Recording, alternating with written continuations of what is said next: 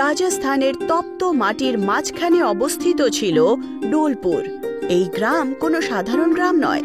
এখানে সূর্যের প্রথম রশ্মির সঙ্গে সঙ্গে আগুন বৃষ্টি শুরু হতো, আর অবশিষ্ট বাতাসেও অক্সিজেনের খুব অভাব ছিল। এখানে লোকজনকে সারা দিন ঘরে বন্দি করে রাখা হতো, আর অক্সিজেন সিলিন্ডারের সাহায্যেই জীবনযাপন হতো। আরে কেতন বাবু, এ কি, তোর অক্সিজেন সিলিন্ডারে তো অক্সিজেনের মাত্রা কম হয়ে যাচ্ছে। ওহো, ক্ষমা করে দিও মা, আমি লক্ষ্য করিনি। এভাবে কি করে চলবে বাবু, জানিস তো এটা ছাড়া আমাদের নিঃশ্বাস নেওয়াই কষ্ট হবে। হ্যাঁ মা, তা তুমি ঠিকই বলেছ, এরপর থেকে খেয়াল রাখবো। আর এখন আরেকটা সিলিন্ডার আমি নিয়ে আসি। না থাক, এখন বাইরে গেলে গরমে অসুস্থ হয়ে পড়বি। একটা কাজ কর, রাতে যখন কলেজ যাবি তখন ফেরার সময় নিয়ে আসিস। ঠিক আছে। তাহলে এরকমই ছিল ঢোলপুরের অবস্থা। আর তার সব থেকে বড় কারণ ছিল পুরো গ্রামে একটাও গাছ ছিল না। শুধু একটা গাছই বাকি ছিল, সেটাও এখন শুকিয়ে পাথরহীন হয়ে গেছিল। এর বাকল পুড়ে গেছিল, ডালপালা ভেঙে গেছিল, আর বেঁকেও গেছিল। আর তাই নয়, সেই গাছের মধ্যে একটা অদ্ভুত ব্যাপার ছিল। প্রতিদিন সন্ধ্যায় সূর্য অস্ত হয়ে যাওয়ার পর সেই বট গাছ কাঁদতে শুরু করত, যেন সেই বুড়ো বিশাল বট গাছটা ভীষণ যন্ত্রণায় ছটপট করছে। না, আবার সেই আওয়াজটা পাচ্ছি। হ্যাঁ, আবার সেই বট গাছ থেকে আওয়াজ আসছে। বেশ অদ্ভুত, তাই না? কেউ ভাবতেও পারে না যে আমাদের এই গ্রামে এত বছর ধরে, বহু বছরকার পুরনো একটা বটগাছ নাকি কাঁদছে। ঠিক বলেছিস তুই, এটা ঠিক অবিশ্বাস্য।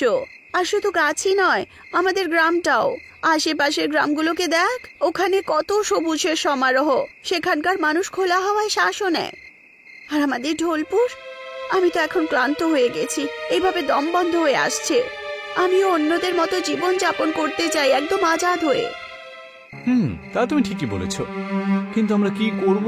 তুমি তো জানোই, আমি অনেকবার মায়ের কাছ থেকে এই গাছটার ব্যাপারে জিজ্ঞাসা করেছি, কিন্তু উনি তো কিছুই জানেন না। যদি তারা না জানে, আমরা খুঁজে বার করব। স্বাধীনভাবে বাঁচতে হলে আমাদেরকে এই গ্রাম আর এই গাছের রহস্য খুঁজে বার করতেই হবে। তা তুমি ঠিকই বলেছ। অবশেষে সত্য জানার ইচ্ছে জেগে উঠেছিল ঢোলপুরে। কেতন আর প্রিয়া গ্রামের ইতিহাস অনুসন্ধান করে, গ্রামের এক এক প্রবীণের সঙ্গে কথা বলে, কিন্তু আফসোস, কেউ কিছুই জানতো না। যার কারণে প্রিয়া আর কেতন একটা আলাদা রাস্তা নেয়। ওরা দুজনই গভীর রাতে বটগাছের কাছে পৌঁছে যায়। ব্যাস, এখন অনেক হয়েছে, আমরা আর সহ্য করতে পারছি না। এত লোকের সাথে কথা বললাম, ঢোলপুরের ইতিহাসও জানতে চাইলাম, কিন্তু তোমার এই কান্নার কারণ আমরা জানতেই পারলাম না।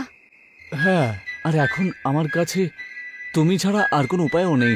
তোমাকে আমাদের সাহায্য করতেই হবে। ঠিক বলেছে কেতন, এত বছর ধরে তুমি কেন কাঁদছো? ভেতরে এমন কি ব্যথা আছে যা তোমায় গ্রাস করছে? বলো আমাদের, আমরা নিশ্চয়ই তোমাকে আর এই গ্রামকে যন্ত্রণা মুক্ত করব। বলো বলো আমায়। কিন্তু কেতন আর প্রিয়ার প্রশ্নেরও কোনো উত্তর মেলেনি। কেতন, ও তো কোনো উত্তরই দিচ্ছে না, এখন কি করব? কি জানি প্রিয়া, এখন আমিও কিছু বুঝতে পারছি না যে কি করব যাতে এই গাছটা আমাদের প্রশ্নের উত্তর দিতে পারবে। প্রিয়ার চেহারায় উদাসী দেখে ও রাগ হয়ে যায়, আর রাগের চোটে সে গাছের ওপরে অনেক কঠোর আরোপ লাগায়। কেউ এত নির্দয়ী কি করে হয়? দেখতে পাচ্ছ না এত বছর ধরে গ্রাম কত সমস্যায় রয়েছে, আর তুমিও। কিন্তু এত কিছু হওয়ার পরেও আমাদের সাহায্য করার পরিবর্তে তুমি দৃশ্য দেখছো, লজ্জা করছে না? প্রিয়ার কথায় গাছের রাগ আরো বেড়ে যায়। তার কণ্ঠস্বর ক্রমশ ভয়ঙ্কর হয়ে ওঠে, এতটাই যে গোটা গ্রামে আতঙ্ক ছড়িয়ে পড়ে। সেই কান্নার আওয়াজ সহ্য করতে পারছিল না তারা। আওয়াজটা এত ভয়ানক ছিল যে কেউ কিছুই বুঝতে পারছিল না। তক্ষুনি, তুমি এসব কেন করছো? কারণ এই গ্রামটা এরকম বরবাদেরই তো যোগ্য। তার মানে এই গ্রামে এমন কি হয়েছিল? কি রয়েছে এই ঢোলপুরের সত্য? তুমি সত্য জানতে চাও, তাই তো? তাহলে শোনো, বহু বছর আগে ঢোলপুর সবুজ অরণ্যে ভরপুর ছিল। চারিদিকে সবুজ সবুজ গাছপালা, জমি জমা, ঝর্ণা। কিন্তু একদিন শহর থেকে একজন বড় বিল্ডার এলো। ও গ্রামবাসীদের কাছে আধুনিক জীবন, পাকা ঘরবাড়ি আর টাকা পয়সা দেওয়ার কথা দেয়, আর তার বদলে জঙ্গলের জমি টমি চেয়ে বসে আর কি। তারপর কি হয়? জঙ্গলের জমি কি দিয়ে দেওয়া হয়? আরে তারপর আর কি হওয়ার ছিল? গ্রামের লোকজন শুরুর দিকে একটু আপত্তি জানিয়েছিল, কিন্তু শেষে সুবিধা আর বিকাশে লোভে পড়ে ওরা ওদের সঙ্গ দিয়ে দেয়। আর রাতে রাতেই আমার বাড়ি বা আমার সবকিছু, পুরো জঙ্গলটাকে কেটে ফেলা হয়, জানো তো? কি সত্যি? হ্যাঁ, সত্যি বলছি। সে রাত আমি কখনো ভুলতে পারি না।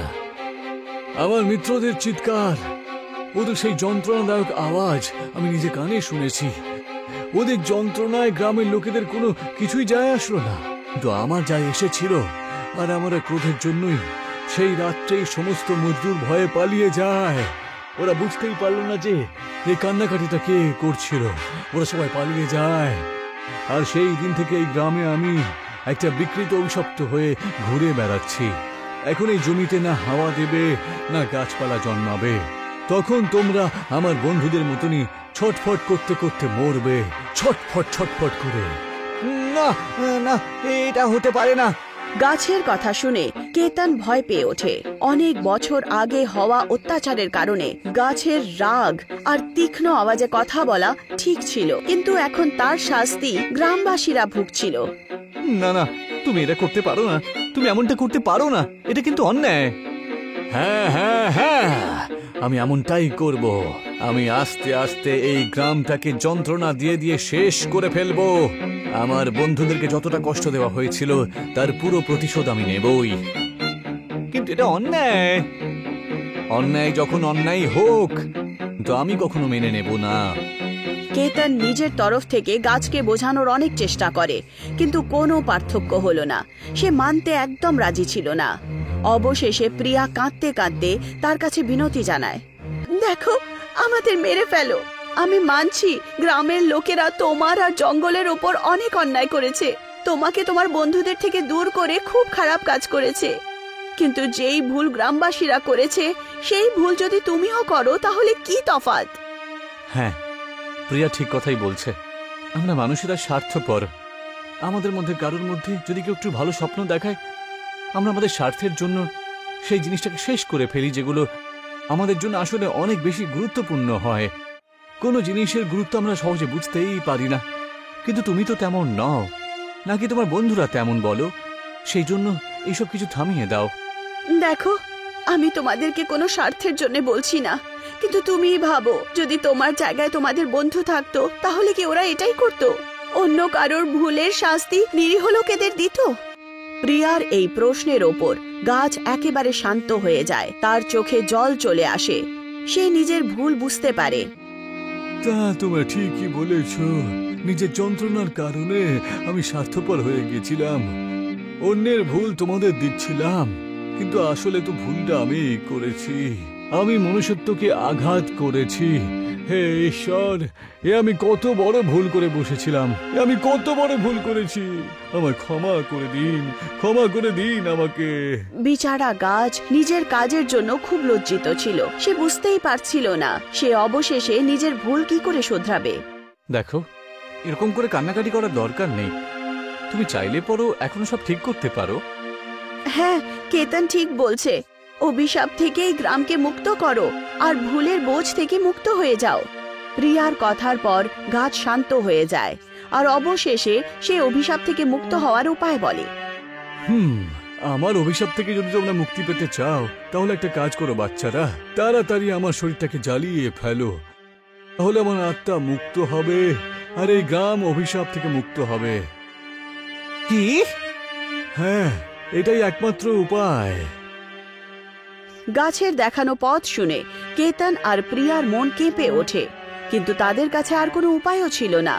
কেতন পকেট থেকে দেশলাই বার করে আর একটা দেশলাই দিয়ে আগুন জ্বালিয়ে দোলে। দেখতে দেখতেই আগুন ছড়িয়ে যায় আর সেই পুরাতন বট গাছটি আগুনে পুড়ে ছাই হয়ে যায় এবং শেষ পর্যন্ত সেই অভিশাপ থেকে মুক্তি পায় গোটা গ্রাম। ঢোলপুর আবার সবুজে ঢেকে গেছে এবং লোকেরা খোলা বাতাসে শ্বাস নেয়।